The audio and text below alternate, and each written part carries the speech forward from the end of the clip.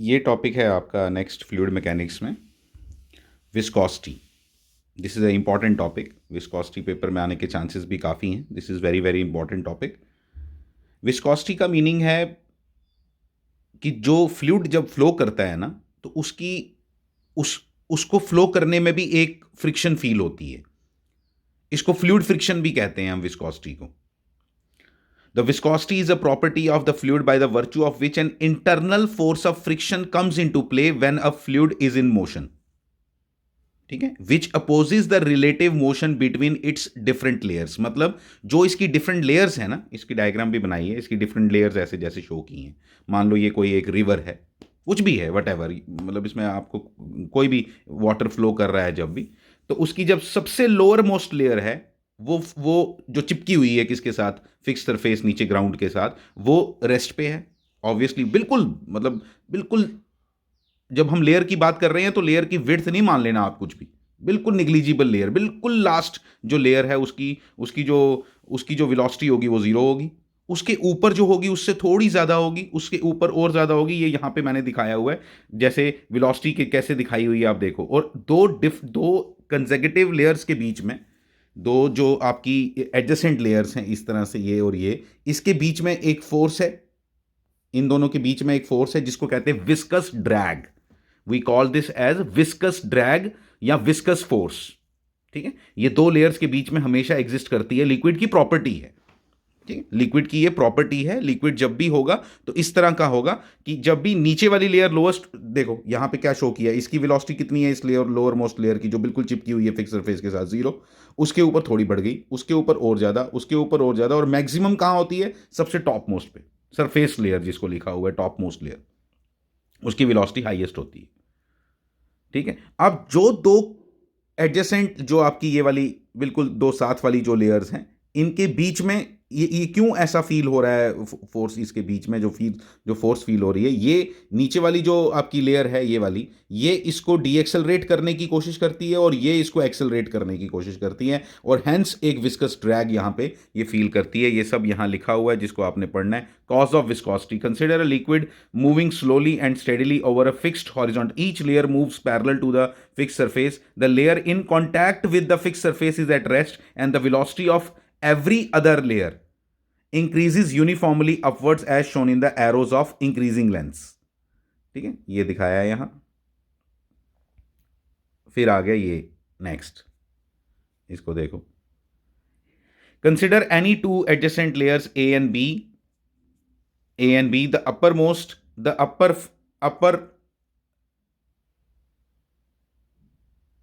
yes, the upper layer the upper layer moving fast tends to accelerate the lower layer. जो ऊपर से जो ऊपर वाली लेयर है वो नीचे वाली लेयर को क्या करने की कोशिश करती है, accelerate. The lower slow moving layer B, while the slow moving layer B tends to retard the fast moving layer A, वो उसको रिटार्ड करने की कोशिश करती है। As a result, a backward dragging tangential force F called the viscous drag comes into play, which tends to destroy the relative motion. उन दोनों की relative motion को वो कम करने की कोशिश करता है। To maintain the motion, an external force has to be applied. ठीक है, an external force has to be applied to overcome the backward viscous force. इसलिए जब आगे मूव करना है उसको, तो उसको इस बैकवर्ड विस्कस ड्रैग को ओवरकम करना पड़ता है, इसको ओवरकम करना पड़ता है। This is a very interesting phenomena, viscosity we call it. ठीक है, तो अब इसी तरह से हर लिक्विड की अपनी अपनी प्रॉपर्टी है, किसी की विस्कोसिटी ज़्यादा है, किसी की विस्कोसिटी कम है। फिर उसको मेजर करने का तरीका निकाला गया जिसको हम बोलते हैं coefficient of viscosity. We call it coefficient of viscosity. उसको हम डिराइव करेंगे अभी, वो ज़्यादा इंपॉर्टेंट है इससे। ये आपने थोड़ा सा प्रिपेयर कर लेना, व्हाट इज़ विस्कोसिटी। ठीक है, व्हाट इज़ विस्कोसिटी में आपने पहले इसकी डेफिनेशन लर्न कर लेनी है। यहाँ से मैं बोर्ड के लिए बात कर रहा हूँ आपके साथ, इसकी डेफिनेशन आपने लर्न कर लेनी है। कॉज ऑफ विस्कोसिटी इतना इंपॉर्टेंट नहीं है जस्ट, लेकिन आपकी इन्फॉर्मेशन के लिए आपको पता होना चाहिए। ठीक है, तो विस्कोसिटी कोई पूछे तो बस जस्ट आपने ये डायग्राम बना देनी है और अपनी लैंग्वेज में 2-3 लाइन लिखनी है। इतना नहीं लिखना है जितना मैंने यहाँ लिखा है, क्योंकि ये 3 मार्क्स से ऊपर क्वेश्चन नहीं आएगा। ठीक है, तो इसलिए आपने इसको जो प्रिपेयर करना है तो 3 मार्क्स के लिए करना है। कैसे करना है, वो क्वेश्चन कैसे आता है पेपर में, दे ओनली राइट कि क्या, what is viscosity, what is viscosity and derive the relation for coefficient of viscosity. तो इस तरह से आपने एक छोटा सा क्वेश्चन बनाना है जिसमें आपने विस्कोसिटी को जब एक्सप्लेन करना है तो इतनी कहानी नहीं लिखनी है, ठीक है। आपने विस्कोसिटी की डेफिनेशन लर्न करनी है, डेफिनेशन लर्न करने के बाद थोड़ा सा बता देना विस्कोसिटी होती क्या है। ये डायग्राम अगर आप जल्दी से बना सको फ्री हैंड के साथ, कोई पेंसिल पेन के साथ, पेंसिल स्केल के साथ नहीं, अपने फ्री हैंड से अच्छी अच्छी साफ साफ डायग्राम बना के, ठीक है, डायग्राम बना के वो उसको उधर ही एक्सप्लेन कर दो। फिर उसके बाद ये भी आ गया। फिर एग्जांपल्स कि भाई हम ऐसा कुछ फील करते हैं क्या कभी? यस करते हैं। आप बड़ी सिंपल एग्जांपल, इसकी सबसे बेस्ट एग्जांपल है ये कि आप ग्लास के अंदर जब आप वाटर को या किसी भी लिक्विड को घुमाते हो, चम्मच के साथ जोर से घुमाते हो, स्टरिंग करते हो, उसकी घुमाने के बाद छोड़ दो तो वो अपने आप रेस्ट पे आ जाता है या उसको कोई फोर्स लगानी पड़ती है रेस्ट पे लाने के लिए, या वो कभी रेस्ट पे नहीं आता? रेस्ट में आता है। वो रेस्ट में क्यों आता है? क्योंकि उनकी उसकी लेयर्स के बीच में विस्कोसिटी क्रिएट होती है, तो उसकी वजह से वो जो है वो स्टॉप हो जाता है थोड़ी देर के बाद। when we stir a liquid, it starts rotating, but when we stop stirring it stops after some time, ठीक है। तो क्यों स्टॉप हुआ, इसका रीजन ये है, ठीक है। तो ये एग्जांपल्स हैं जो आप प्रैक्टिकल लाइफ में देखते हो विस्कोसिटी की। when we swim in a pool of water, जब हम स्विमिंग पूल में स्विमिंग करते हैं, वो एक्सपीरियंस सम रेजिस्टेंस, हम एक रेजिस्टेंस फील करते हैं लेयर्स के बीच में, वही ये विस्कोसिटी है, ठीक है। when we walk fast in air but अच्छा, we can walk fast in air but not in water. Air की विस्कोसिटी कंपैरेटिवली वाटर से ऑब्वियसली बहुत कम है। हाँ, इसीलिए हम पानी में जब चलते हैं तो हमारे को बहुत रेजिस्टेंस फील करना पड़ता है चलने के लिए, लेकिन एयर में नहीं चलना पड़ता, ठीक है, because water is more viscous than air, ठीक है। तो ये सिंपल, ये बात आपने समझनी है, ठीक है। उसके बाद आ गया नेक्स्ट आपका कोफिशिएंट ऑफ विस्कोसिटी, ठीक है। कोफिशिएंट ऑफ विस्कोसिटी जो मैंने आपको बोला कि ये पेपर में आएगा, कोफिशिएंट ऑफ विस्कोसिटी के बारे में, विस्कोसिटी, व्हाट इज विस्कोसिटी, और उसके बाद आएगा क्या, coefficient of viscosity. Coefficient of viscosity को ड्राइव करने के लिए हमने ये डायग्राम बनाई, वही लेयर हैं ये दो, अगर आप देखो तो ये वही दो लेयर्स हैं। थोड़ी 3D में दिखाने की कोशिश की है, नहीं भी दिखाओगे 3D में, 2D में भी चलेगा। आपने ये दिखाना है कि ये जो P लेयर है और एक Q लेयर है, इन दोनों के बीच का डिस्टेंस जो है वो dx है। देखो लिखा है यहाँ तक डिस्टेंस कितना है, x, ग्राउंड से इस लेयर का डिस्टेंस कितना है, P लेयर का x, और इसका कितना है dx। इसमें डायग्राम मोस्ट इंपॉर्टेंट है, एक एक जगह क्लियर कट, जो देखो कॉन्सेप्ट के बिना डायग्राम बनेगी भी नहीं, ये मैं बता देता हूँ। और कॉन्सेप्ट कितना सा आसान है, P लेयर जो है वो x डिस्टेंस पे है, जो Q लेयर है वो उससे थोड़ी ऊपर है, यानी कि कितने डिस्टेंस पे है, x प्लस dx पे है। नीचे वाले की अगर वेलोसिटी v है तो ऊपर वाले की वेलोसिटी उससे ज़्यादा होगी, v प्लस dv होगी, बस इतनी सी बात है। और यहाँ पे ये विस्कोसिटी की फोर्स F भी दिखाई हुई है, विस्कस ड्रैग जिसको हमने बोला, ठीक है। तो ये इतनी कहानी है, इसकी डायग्राम बिल्कुल नीट एंड क्लीन बनी होनी चाहिए, कोई ज़रूरत नहीं है इतनी कहानी, अगर आप नहीं भी लिखना चाहते ऊपर वाली कोई प्रॉब्लम नहीं है, लेकिन ये सब अच्छे से लिखा होना चाहिए, ठीक है। तो हमने क्या लिखा, फिर उसके बाद हमने लिखा कि Newton's laws of viscosity. Newton ने यहाँ पे भी हमें ज्ञान दिया क्या, कि according to Newton's laws of viscosity, law of viscosity, a force of viscosity acting tangentially between the two layers, जो ये फोर्स विस्कोसिटी है that is directly proportional to A क्या है, area of contact between the two layers, ठीक है। दो layers के बीच में जो एरिया ऑफ कॉन्टैक्ट है उसको हमने ए बोला। फिर उसके बाद proportional to velocity gradient, this is very important, velocity gradient का क्या मतलब हुआ कि कितनी वेलोसिटी चेंज होती है नीचे से ऊपर जाने में, मतलब कितनी वेलोसिटी बढ़ती है। मतलब मैं ऐसे बताता हूँ आपको, जैसे मैं बोलता हूँ कि मैं, अगर एक रिवर है मान लो, बहुत डेप्थ है उसकी, और मैं उसमें 1 मीटर ऊपर जाने के बाद मेरी वेलोसिटी 10 मीटर पर सेकंड बढ़ जाती है। मतलब एक लेयर है P जिसकी वेलोसिटी है 90 मीटर पर सेकंड। कितनी है? P लेयर है जिसकी वेलोसिटी है 90 मीटर पर सेकंड, और एक Q लेयर है, एक P लेयर है, उसके ऊपर एक Q लेयर है। Q लेयर जो है वो उससे ऊपर है, कितनी ऊपर है? 1 मीटर ऊपर है, से 1 मीटर ऊपर है। तो 1 मीटर ऊपर है, उसकी वेलोसिटी ज़्यादा होगी कम? ज़्यादा। कितनी वेलोसिटी है उसकी? नीचे वाले की 90 थी तो इसकी है 100, ठीक है। तो डिफरेंस कितना आया? ठीक है, वेलोसिटी ग्रेडियंट इसी को बोलते हैं, ग्रेडियंट हो गया चेंज। तो चेंज कितना आया दोनों के बीच में? तो चेंज आया 10 का। तो 10 का चेंज आया, लेकिन कितने मीटर ऊपर जाने के बाद आया? तो 1 मीटर ऊपर जाने के बाद आया, तो इसलिए उसका वेलोसिटी ग्रेडियंट है 10 मीटर पर, सॉरी 10, ध्यान से सुनना, 10 मीटर पर सेकेंड।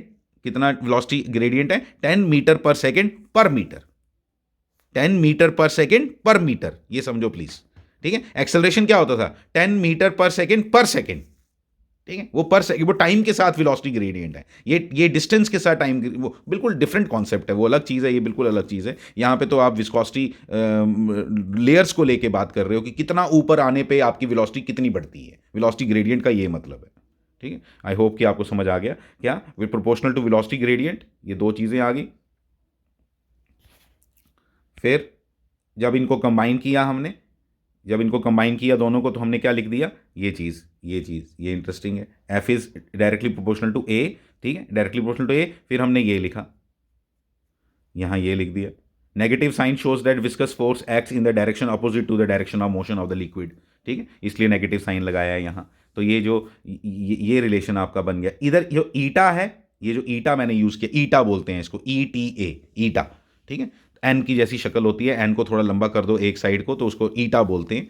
ईटा जो है उसको कोफिशिएंट ऑफ विस्कोसिटी बोलते हैं, और कोफिशिएंट ऑफ विस्कोसिटी जो है वो ये कांस्टेंट ऑफ प्रोपोर्शनैलिटी जो यहाँ यूज़ करना था, उसी को हमने क्या बोला, this is coefficient of viscosity. और इसकी डेफिनेशन अब देखो क्या है। इसकी डेफिनेशन है कि अगर आपने ए को 1 ले लो, अगर कभी हम एक ऐसा केस ले लें जिसमें ए अगर 1 हो, dv/dx भी 1 हो, मतलब कि 1 मीटर ऊपर चलने से 1 मीटर पर सेकेंड वेलोसिटी चेंज होती हो। ठीक है, तो एरिया भी आपने 1 ले लिया, तो एफ इज इक्वल टू क्या आ जाएगा, eta. F is equal to क्या आ जाएगा, ईटा। तो हमने कोफिशिएंट ऑफ विस्कोसिटी को डिफाइन किया। Coefficient of viscosity of a liquid may be defined as the tangential viscous force, as the tangential viscous force required to maintain a unit velocity gradient between its two parallel layers each of unit area. मतलब उसने यहीं से definition बना दी कि अगर मैं दो ऐसी लेयर्स लूं जिनका एरिया यूनिट एरिया हो, 1 मीटर स्क्वायर हो, अगर ऐसे यूनिट्स में बात करोगे तो, ठीक है, और उनके बीच का जो वेलोसिटी ग्रेडियंट अगर मुझे 1 मीटर पर सेकेंड का अगर मेंटेन करना हो, तो कितनी फोर्स चाहिए, उसको हम क्या बोलते हैं, जो फोर्स चाहिए उसको हम क्या बोलते हैं, उसको बोलते हैं कोफिशिएंट ऑफ विस्कोसिटी। ये याद कर लो। डायमेंशंस आपको मैंने पहले भी सिखाए हैं इसके, आप देखो, अगर डिफिकल्टी आएगी तो मेरे से पूछ लेना। CGS unit of eta is this. इसको नाम दिया गया है। अब देखो, जैसे मैंने आपको बोला था, फोर्स इज इक्वल टू क्या होता है, एम ए होता है ना, एम क्या होता है, केजी मीटर पर सेकेंड स्क्वायर। ये बना आपका फोर्स का, ये फोर्स की यूनिट यही हुए, लेकिन हम तो बोलते हैं न्यूटन, तो यही न्यूटन होता है। This is 1 Newton, this is 1 Newton. तो क्योंकि इतना बड़ा था, कौन बार बार लिखता रहेगा इतना, तो इसलिए हमने उसका एक नया नाम रख दिया, न्यूटन, शॉर्टकट में। ठीक है, और रिस्पेक्ट भी दे दी और शॉर्टकट भी बना दिया। और यहां पे भी उसी तरह से हमने क्या किया, यहां पे हमने सीजीएस यूनिट जो है, सीजीएस यूनिट किसका, ईटा का जो है लिखा, वो पॉइज लिखा, ये याद रखना, POISE। ये सीजीएस यूनिट है, लेकिन पॉइज। और सीजीएस यूनिट वैसे एक्चुअली क्या बन रहा था, जैसे मैंने अभी फोर्स का बनाया, वो क्या बन रहा था, ये बन रहा था। ठीक है, या ये बन रहा था। आपको आना चाहिए बनाना, इसको यूज करके आप बना सकते हो। केजी, ये देखो, एम मतलब केजी, एल ये देखो ग्राम, सीजीएस में gram, L inverse centimetre inverse, T inverse second inverse, ये बोल लो। समझ आई बात। यहाँ तो न्यूटन की टर्म्स में यहाँ से निकाल लो, वो जो यहाँ निकाला हुआ है डाइन की टर्म्स में। ठीक है, ये आपको आनी चाहिए ये सब चीज़ें। तो सीजीएस यूनिट, लेकिन हमने इतना लंबा लिखने की जगह हम क्या लिख सकते हैं, डायरेक्टली पॉइज लिख सकते हैं। आप बोलोगे ये तो आपने सीजीएस की बात की, तो एसआई यूनिट इसका क्या होता है, तो इसका एसआई यूनिट होता है डेकापॉइज। क्या होता है, डेकापॉइज या पॉज्यूल, ये जो लिखा हुआ है पॉज्यूल। ठीक है, तो डेकापॉइज बोलना ज़्यादा बेटर है इससे। ठीक है, तो डेकापॉइज बोलो। डेकापॉइज कितना होता है, 1 डेकापॉइज इज इक्वल टू 10 पॉइज। बस इतनी बात याद रखनी है। ऐसा यूनिट्स में आगे आपका डेकापॉइज या पॉज्यूल। तो जो 1 पॉज्यूल है वो डेट इज इक्वल टू होता है 10 पॉइज। ठीक है, ये सब अच्छे से प्रिपेयर कर लो इसको, इंटरेस्टिंग है ये सब, इंपॉर्टेंट है, बहुत इंपॉर्टेंट चीज़ है ये जो हमने अभी पढ़ी। This is very very very important, जो हम विस्कोसिटी इसमें डिस्कस कर रहे हैं, कोफिशिएंट ऑफ विस्कोसिटी को डिस्कस किया। ये अच्छे से अपने पास प्रिपेयर करके रख लो यार। इसके बाद आता है स्टोक्स लॉ। स्टोक्स लॉ किसके लेके है, जरा ध्यान से सुनना। According to the Stokes law, the backward viscous force acting on a small spherical body of radius r moving with a uniform velocity v through a liquid of viscosity n is given by। ये किसको लेके है, ये भी viscosity को लेके ही है, लेकिन ध्यान देना किस चीज़ को, कि मैं एक कंटेनर ले रहा हूँ जिसके अंदर मैंने कोई भी फ्लूइड भरा हुआ है, और उस फ्लूइड के अंदर मैं कोई एक स्फेरिकल छोटी सी बॉडी, कोई स्फेरिकल बिल्कुल डालूं बीच में, स्फेरिकल छोटी सी बॉडी, जैसे आप कंचा नहीं होता जो मार्बल जिसको बोलते हैं, मार्बल जिसे खेलते हैं, ठीक है, वो अगर छोटा सा ग्लास का होता बना हुआ, वो अगर इसके बीच में डालूं, वैसा आप इमेजिन कर सकते हो, छोटी स्फेरिकल बॉडी को इसके बीच में डालूं, और वो नीचे जाते टाइम कुछ टाइम लगाएगी। और वो टाइम क्यों लगता है, उसको विस्कोसिटी की वजह से टाइम लगता है। वो जो विस्कोसिटी है उसके ऊपर जो एक्ट करेगी विस्कस फोर्स वो किसके बराबर होती है, वो डायरेक्ट ये फॉर्मूला दिया हुआ है, किसके बराबर है, क्या, 6 pi eta R V, 6 pi eta R V, वो इसके बराबर है। ईटा आपको मालूम है क्या होता है, आर आपको मालूम है क्या होता है, ठीक है, आर आपको मालूम है, आर आपका रेडियस आ गया किसका, ये लिखा होगा यहाँ, radius of the spherical body, V is the velocity of the body, तो यहाँ पे उतनी उसको विस्कस फोर्स फील करेगा वो, ठीक है। अब इसको डेरिवेशन करने के लिए हमने यूनिट्स एंड डायमेंशन का कॉन्सेप्ट यूज़ किया। हमने क्या लिखा, हमें ये वाला फॉर्मूला डिराइव करने के लिए क्या लिखा कि भाई जो विस्कस फोर्स उस पर लगेगी, सोचो जरा किस किस पे डिपेंड कर सकती है, तो हमने बोला यार विस्कोसिटी पे तो पक्का डिपेंड करेगी, रेडियस भी उस पर उसके साइज पे भी डिपेंड करेगी, इसलिए हमने रेडियस लिख लिया। फिर हमने बोला कि किस पे डिपेंड कर सकती है, वेलोसिटी पे डिपेंड कर सकती है, वो भी हमने ले लिया, ठीक है। तो फिर वहाँ से हमने 6 पाई का आंसर नहीं देता कभी भी, आपको मालूम है यूनिट्स एंड डायमेंशन के ये एक लिमिटेशन है कि वो कभी भी उसका आंसर इसमें इसमें नहीं दे पाएगा, 6 पाई का आंसर नहीं दे पाएगा। कांस्टेंट्स के बारे में, कांस्टेंट ऑफ प्रोपोर्शनैलिटी की वैल्यू के बारे में वो नहीं हमें बता पाता है, तो 6 pi is the constant of proportionality here. फिर हमने ये सारा डिराइव किया, ये आपको आता है डेरिवेशन। ईटा के डायमेंशंस अभी आपने पीछे लिखे, एम एल -1 टी -1, आर के डायमेंशन क्या होते हैं, एल, वी क्या है वेलोसिटी उसके डायमेंशन। फिर ये तो पिछला कॉन्सेप्ट है, ये सब आप खुद करो, अगर आपको नहीं आएगा तो हम जरूर डिस्कस करेंगे। ए बी सी की वैल्यू बाई चांस यहाँ पे तीनों की क्या आई, 1 आई, इसलिए फिर हमने बोल दिया कि भाई इसका मतलब एफ जो है वो डायरेक्टली प्रोपोर्शनल किसके साथ है, eta raise to power 1, R raise to power 1, V raise to power 1, 6 pi आपने खुद से याद रखना है, याद रखना है, कुछ नहीं कहाँ से आया आपको नहीं पढ़ना है उसके बारे में, ठीक है। तो आपको बिल्कुल भी नहीं पढ़ना है उसके बारे में, आपने बस ये चीज़ याद रख लेनी है। तो ये पूरा फॉर्मूला इसका ये लिख दिया हमने। ये एक बहुत इंपॉर्टेंट कॉन्सेप्ट है टर्मिनल वेलोसिटी, इसको ज़रा अच्छे से अंडरस्टैंड करते हैं। टर्मिनल वेलोसिटी का क्या मीनिंग है, पहले मीनिंग समझना, और फिर इसकी छोटी सी डेरिवेशन है उसको करेंगे और उसका फॉर्मूला ड्राइव करेंगे। This is very important thing. Terminal velocity है, अगर मान लो आपने एक बहुत बड़ा कंटेनर लिया, बड़े बस साइज़ का, जिसकी हाइट बहुत ज़्यादा थी, और इसके बीच में एक छोटा सा आपने स्फेरिकल बॉडी डाली, ठीक है। स्फेरिकल बॉडी डालने के बाद हमने उसकी स्पीड्स को जब मेजर किया ना, तो हम एक्सपेक्टेड क्या है कि वो एक्सेलरेशन उसके ऊपर एक्ट करेगी, नीचे की तरफ, नीचे की तरफ उसके ऊपर एक्सेलरेशन एक्ट करेगी। तो जब वो नीचे की तरफ आ रहा था ना, ध्यान देना प्लीज़, जब वो नीचे की तरफ आ रहा था तो वो एक एक्सेलरेशन उसके ऊपर लगती है, एक्सेलरेशन लगेगी, वो उसकी स्पीड बढ़ती गई, लेकिन इधर जब पहुंचा ना किसी पर्टिकुलर जगह, तो उसकी स्पीड उसके बाद कांस्टेंट हो गई। मतलब इसकी स्पीड फॉर एग्जांपल यहाँ 0 थी पहले, फिर उसके बाद 2 हुई, फिर 4 हुई, फिर 6 हुई, फिर 8 हुई, फिर 8 8 8 8 8 8 8 8 कांस्टेंट हो गई।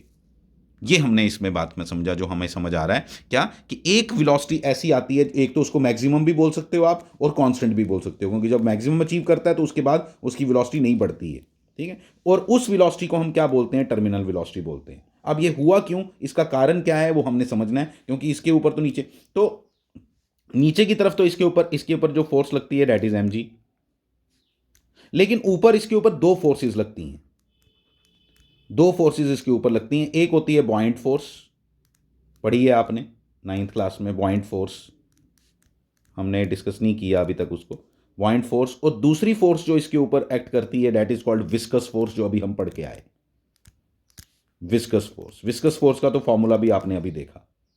बॉइंट फोर्स क्या होती है कि जितना ये वाटर डिस्प्लेस करती है ना बॉडी, जब ये यहां पे है तो इसने कुछ वाटर डिस्प्लेस किया, वाटर की जगह ली है तो वाटर को इसने डिस्प्लेस किया, तो जितना वाटर इसने, वाटर मैं बोल रहा हूं, लिक्विड बोलना चाहिए मुझे, तो जितना इसने वाटर डिस्प्लेस किया या लिक्विड डिस्प्लेस किया, उसका जो वेट है उतनी बॉइंट फोर्स होती है। प्लीज इतनी बात याद रखना आप, जब भी कभी देखो बॉइंट फोर्स को थोड़ा सा और मैं आपको बताता हूं। यही बॉइंट फोर्स है जिसकी वजह से हम कुछ चीज़ें पानी में फ्लोट करती हैं और कुछ चीज़ें डूब जाती हैं। इसका रीज़न ये है कि जैसे आप एक वुडन पीस लो और उसको पानी के अंदर डिप कर दो बिल्कुल हाथ के साथ, और हाथ हटाओ तो एकदम वो ऊपर की तरफ आ जाएगा। कारण क्योंकि जितना वाटर उसने डिस्प्लेस किया, उसका जो वेट है वो उस वुडन से बहुत ज़्यादा है, ठीक है, इसलिए वो एकदम ऊपर आ जाता है। फिर उसी तरह से अगर आप लोहे का पीस डालो वाटर के बीच में, ठीक है, तो लेकिन वो डूब जाएगा। वो क्यों डूबेगा, क्योंकि उसने जितना वाटर डिस्प्लेस किया उसका वेट जो है। तो बॉइंट फोर्स किसके बराबर होती है, बॉइंट फोर्स वो होती है जो उसको ऊपर की तरफ लाने की कोशिश करती है। तो जो ऊपर की तरफ उसको लाने की कोशिश करती है वो उसका मेजर क्या है, उसको हम मेजर कैसे करते हैं, that is equal to basically क्या, what liquid, weight of the liquid displaced by the body. अब लिख लो, बॉइंट फोर्स क्या है, weight of the liquid displaced by the body, ठीक है। अब देखो ये सब कुछ लिखा होगा यहां, ये सब आप पढ़ोगे। एक्सप्रेशन फिर मैंने ड्राइव करना है, उसके लिए ये देखो यहाँ बड़ा सिंपल है, बहुत कुछ नहीं। ये देखो वेट W लग रहा है, नीचे mg जिसको मैंने लिखा, ये टर्मिनल वेलोसिटी आ चुकी है। ठीक है, अब हमने समझना ये है कि जिस समय ये वेलोसिटी कांस्टेंट हुई उसका मतलब क्या होता है। वेलोसिटी कांस्टेंट का मतलब क्या हो गया, एक्सेलरेशन जीरो। एक्सेलरेशन जीरो का मतलब क्या हो गया, एफ नेट जीरो। और एफ नेट जीरो का मतलब हो गया कि W जो है वो किसके बराबर आ गया, एक विस्कोसिटी विस्कस फोर्स F, और U इसने लिखा हुआ है बॉइंट फोर्स को। ठीक है, अब देखो यही, ये देखो, इसको मैं पहले फॉर्मूला आपको दिखा देता हूं, देखो ध्यान से। ये देखो इसका खुद का वेट देखो, मैं लिख रहा हूं यहां पे, ये वेट, इसका weight, spherical body, spherical body का वॉल्यूम, उसका डेंसिटी, किसकी डेंसिटी है, rho is the density of the जो बॉडी है जिसको जिसको हमने बीच में डाला हुआ है और जो वेलोसिटी अटेन कर रही है। ठीक है, ये उसका उसका जी, तो ये क्या हो गया, मास, मास इंटू जी क्या होता है, वेट। हो गया यहां तक, ये अभी आपको पता है विस्कस फोर्स। ये आ गई बॉइंट फोर्स। बॉइंट फोर्स देखना, बॉइंट फोर्स में मैंने क्या बोला, वेट ऑफ लिक्विड डिस्प्लेस्ड। ध्यान देना, मैं आप अच्छे से लिख के देता हूं, आप wait of the liquid displaced है ये। अब wait of the liquid displaced में आ गया, वेट ऑफ द लिक्विड किसके बराबर होता है, ml, ml हो गया मास, मास इंटू जी, एल हो गया लिक्विड का मास इंटू जी, लिक्विड लिखना है एफ लिख दो, फ्लूइड लिख दो। ठीक है, एम एफ इंटू जी, एम एफ किसके बराबर, एम एफ किसके बराबर, अब जो जो आपने स्फेरिकल बॉडी अगर डाली तो जो वो वाटर डिस्प्लेस करेगी वो भी स्फेरिकल नेचर का ही होगा। कॉमन सेंस है यार, कुछ बातें सिंपल सी बात है। अगर आप एक स्फेरिकल बॉडी अगर वाटर के बीच में डाल रहे हो तो जो वाटर उसने डिस्प्लेस किया वो भी स्फेरिकल ही होगा ना, तो इसलिए उसका उसका जो वेट आया वो किसके बराबर आया, 4/3 वॉल्यूम, वॉल्यूम लिख रहा हूं उसका, पाई आर क्यूब। ये आर किसका, उसी स्फेरिकल बॉडी का, क्योंकि उतना ही वाटर डिस्प्लेस होगा, वॉल्यूम तो बिल्कुल सेम डिस्प्लेस होगा, लेकिन डेंसिटी किसकी, ये सिग्मा किसकी डेंसिटी है, सिग्मा डेंसिटी है लिक्विड की, याद रखना। Sigma is the density of the liquid, rho is the density of the body. ठीक है, इनटू जी, तो ये बन गया वो पॉइंट फोर्स। ये सब तीनों को इक्वेट किया, फिर जो जो कटता होगा कॉमन कॉमन लेके अल्टीमेटली ये फॉर्मूला बनता है आपके टर्मिनल वेलोसिटी का। ठीक है, तो ये इंपॉर्टेंट था जितना भी हमने पढ़ा। Thank you very much.